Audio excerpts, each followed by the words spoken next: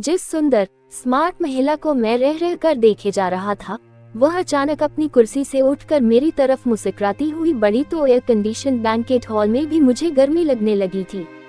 मेरे दोस्त विवेक के छोटे भाई की शादी की रिसेप्शन पार्टी में तब तक ज्यादा लोग नहीं पहुंचे थे।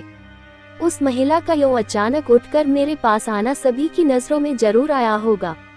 मैं सीमा हूँ, मिस्टर रवि, मेरे नजदीक आकर उसने मुस्कुराते हुए अपना परिचय दिया। मैं उसके सम्मान में उठ खड़ा हुआ, फिर कुछ हैरान होते हुए पूछा, आप मुझे जानती हैं? मेरी एक सहेली के पति आपकी फैक्ट्री में काम करते हैं। उन्होंने ही एक बार क्लब में आपके बारे में बताया था। आप बैठिए प्लीज, आपकी गर्दन को अकड़ने से बचाने के लिए यह नेक काम तो मुझे करना ही पड़ेगा। उसने शिकायती नजरों से मेरी तरफ देखा पर साथ ही बड़े दिलकश अंदाज में मुस्कुराई भी। आई एम सॉरी, पर कोई आपको बार बार देखने से खुद को रोक भी तो नहीं सकता है सीमा जी।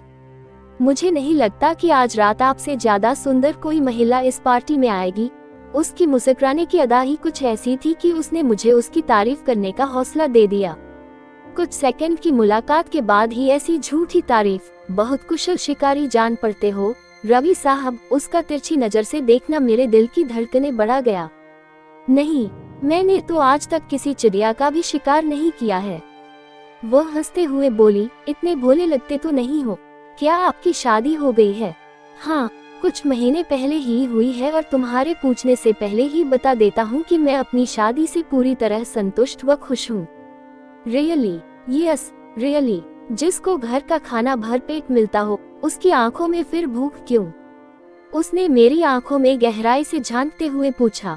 कभी भी दूसरे की थाली में रखा खाना ज्यादा स्वादिष्ट प्रतीत हो तो इंसान की लार टपक सकती है, मैंने भी बिना शर्माए कहा। इंसान को खराब आदतें नहीं डालनी चाहिए। कल को अपने घर का खाना अच्छा लगना बंद हो गया तो बहुत परेशानी में फंस जाओगे रवि साहब। बंदा संतुलन बना कर चलेगा, तुम फिक्र मत करो। बोलो, इजाजत है? किस बात की? उसने माथे पर बल डाल लिए। सामने आई थाली में सजे स्वादिष्ट भोजन को जी भर कर देखने की, मुंह में पानी लाने वाली महक का आनंद लेने की। जिस हिसाब से तुम्हारा लालच बढ़ रहा है, उस हिसाब से तो तुम जल्द ही खाना चखने की जिद जरूर करने लगोगे। उसने पहले अजीब सा मुंह बनाया और फिर खिलखिला कर हंस पड़ी। क्या तुम वैसा करने की इजाजत नहीं दोगी? उसकी देखा देखी मैं भी उसके साथ खुलकर फ्लर्ट करने लगा। दे सकती हूँ, पर वह थोड़ी पर उंगली रखकर सोचने का अभिनय करने लगी। पर क्या? चिड़िया को जाल में फंसाने का तुम्हारा स्टाइल मुझे जंच नहीं रहा है।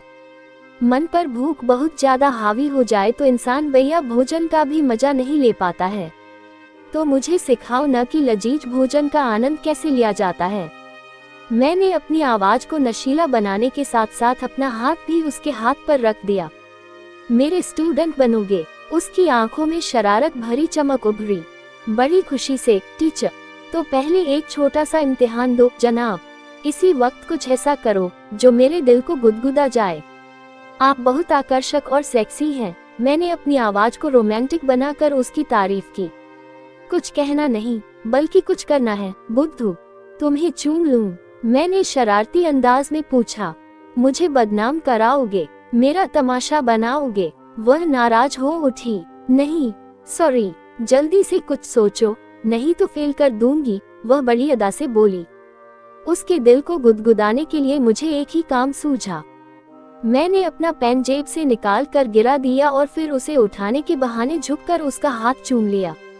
मैं पास हुआ या फेल टीचर? सीधा होने के बाद जब मैंने उसकी आंखों में आंखें डालकर पूछा तो शर्म से उसके गोरे गाल गुलाबी हो उठे। पास, और अब बोलो क्या इनाम चाहिए? उसने शौक अदा से पूछा। अब इसी वक्त तुम कुछ ऐसा करो जिससे मेरा दिल गुदगुदा जाए। मेरे लिए यह कोई मुश्किल काम नहीं है, कह वह मेरा हाथ थाम डांस फ्लोर की तरफ चल पड़ी। उस रूपसी के साथ चलते हुए मेरा मन खुश हो गया। उधर लोग हमें हैरानी भरी नजरों से देख रहे थे। डांस फ्लोर पर कुछ युवक और बच्चे डीजे के तेज संगीत पर नाच रहे थे। सीमा ने बेहिचक डांस करना शुरू कर दिया। मेरा ध्यान नाचने में कम और उसे नाचते हुए देखने में ज्यादा था। क्या मस्त होकर नाच रही थी। ऐसा लग रहा था मानो उसके अंग अंग में बिजली भर गई हो। आंखें यूं अधखुली सी थी मानो कोई सुंदर सपना देखते हुए किसी और दुनिया में पहुंच गई हो। करीब आधा घंटा नाचने के बाद हम वापस अपनी जगह आ बैठे। मैं खुद जाकर 2 कोल्ड ड्रिंक ले आया। थैंक यू रवि, पर मेरा दिल कुछ और पीने को कह रहा है। उसने मुस्कुराते हुए कोल्ड ड्रिंक लेने से इनकार कर दिया। फिर क्या लोगी? ताज़ा ठंडी हवा की मिठास के बारे में क्या ख्याल है? बड़ा नेक ख्याल है। मैंने कुछ दिन पहले ही घर में नया एसी लगवाया है, वहीं चलें। बच्चे, इस टीचर की एक सीख तो इसी वक्त गांठ बांध लो। जिसका दिल जीतना चाहते हो उसके पहले अच्छे दोस्त बनो। उसके शौक, उसकी इच्छाओं व खुशियों को जानो और उन्हें पूरा कराने में दिल से दिलचस्पी लो। अपने फायदे व मन की इच्छा पूर्ति के लिए किसी करीबी इंसान का वस्तु की तरह से उपयोग करना गलत भी है और मूर्खतापूर्ण भी। सीमा ने सख्त लहजे में मुझे समझाया तो मैंने अपना चेहरा लटकाने का बड़ा शानदार अभिनय किया। अब नौटंकी मत करो। वह एकदम हंस पड़ी और फिर मेरा हाथ पकड़कर उठती हुई बोली, तुम्हारी कार में ठंडी हवा का आनंद लेने हम कहीं घूमने चलते हैं। वाह, तुम्हें कैसे पता चला कि मुझे लॉन्ग ड्राइव पर जाना बहुत पसंद है? मैंने बहुत खुश होकर पूछा। अरे, मुझे तो दूल्हा दुल्हन को सगुन भी देना है। तुम यहीं रुको, मैं अभी आया, कहकर मैं स्टेज की तरफ चलने को हुआ तो उसने मेरा बाजू थामकर मुझे रोक लिया। बोली, अभी चलो, खाना खाने को तो लौटना ही है। सगुन तब दे देना। और फिर मुझे खींचती सी दरवाजे की तरफ ले चली। और अगर नहीं लौट पाए तो? मैंने उसके हाथ को अर्थपूर्ण अंदाज में कसकर दबाते हुए पूछा तो वह शर्मा उठी। कुछ देर बाद मेरी कार हाईवे पर दौड़ रही थी। सीमा ने मुझे एसी नहीं चलाने दिया। कार के शीशे नीचे उतारकर ठंडी हवा के झोंकों को अपने चेहरे व केशों से खेलने दे रही थी। वह आंखें बंद कर न जाने कौन सी आनंद की दुनिया में पहुंच गई थी।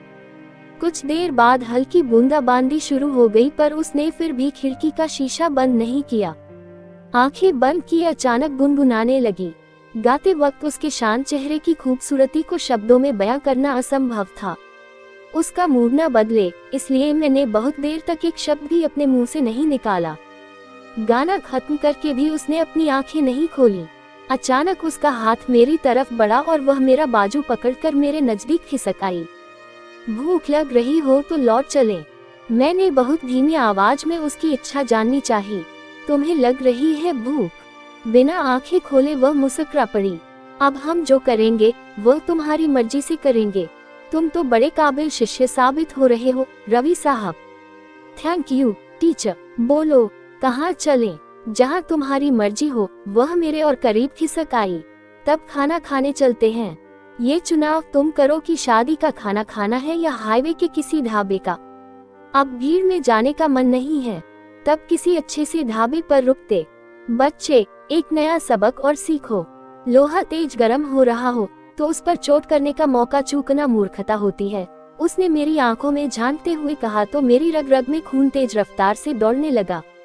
बिल्कुल होगी टीचर। अरे, गोली मारो ढाबे को। मैंने मौका मिलते ही कार को वापस जाने के लिए मोड़ लिया। अपने घर का ताला खोलकर मैं जब तक ड्राइंग रूम में नहीं पहुंच गया तब तक सीमा ने न मेरा हाथ छोड़ा और न ही एक शब्द मुंह से निकाला। जब भी मैंने उसकी तरफ देखा हर बार उसकी नशीली आंखों व मादक मुस्कान को देखकर सांस लेना भी भूल जाता था। मैंने ड्राइंग रूम से लेकर शयन कक्ष तक का रास्ता उसे गोद में उठाकर पूरा किया। फिर बोला, तुम दुनिया की सबसे सुंदर स्त्री हो सीमा। तुम्हारे गुलाबी होंठ। अब डायलॉग बोलने का नहीं बल्कि एक्शन का समय है मेरे प्यारे शिष्य। सीमा ने मेरे होंठ अपने होठों से सील कर मुझे खामोश कर दिया। फिर जो एक्शन हमारे बीच शुरू हुआ वह घंटों बाद ही रुका होगा, क्योंकि मेरी टीचर ने स्वादिष्ट खाने को किसी भुक्खड़ की तरह खाने की इजाजत मुझे बिल्कुल नहीं दी थी। अगले दिन रविवार की सुबह जब दूध वाले ने घंटी बजाई तब मेरी नींद मुश्किल से टूटी।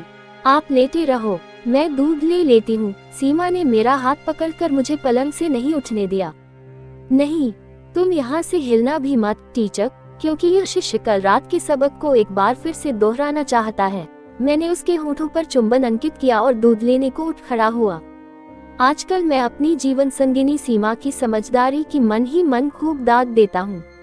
मैं फैक्ट्री के कामों में बहुत व्यस्त रहता हूँ और वह अपनी जॉब की जिम्मेदारियां निभाने में। हमें साथ साथ बिताने को ज्यादा वक्त नहीं मिलता था और इस कारण हम दोनों बहुत टेंशन में व कुंठित होकर जीने लगे थे। हम साथ बिताने के वक्त को बढ़ा नहीं सकते हैं तो उसकी क्वालिटी बहुत अच्छी कर लेते हैं। सीमा के इस सुझाव पर खूब सोच विचार करने के बाद हम दोनों ने पिछली रात से यह टीचर वाला खेल खेलना शुरू किया है। कल रात हम रिसेप्शन में पहले अजनबियों की तरह से मिले और फिर फ्लर्ट करना शुरू कर दिया। कल उसे टीचर बनना था और मुझे शिष्य। कल मैं उसके हिसाब से चला और मेरे होंठों पर एकाएक उभरी मुस्कुराहट इस बात का सबूत थी कि मैंने उस शिष्य बनकर बड़ा लुत्फ उठाया, खूब मौज मस्ती की। अगली छुट्टी वाले दिन या अन्य उचित अवसर पर मैं टीचर बनूंगा और सीमा मेरी शिष्या होगी। उस अवसर को पूरी तरह से सफल बनाने के लिए मेरे मन ने अभी से योजना बनानी शुरू कर दी है।